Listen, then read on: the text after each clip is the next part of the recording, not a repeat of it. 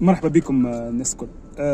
بداية من نهار اثنين، يعني بداية من غدوة باش يكون فما الفينيات بالنسبة للأرقام الفردية. فنصيحة للناس الكل إنه الورقة متاع الفينيات اللي تتقدم لنا راهو يلزمنا نركبوها. يعني هي نصيحة للناس الكل، على خاطر فما برشا ناس مش باش تركب الورقة هذيك. فللمعلومة إنه في القانون التونسي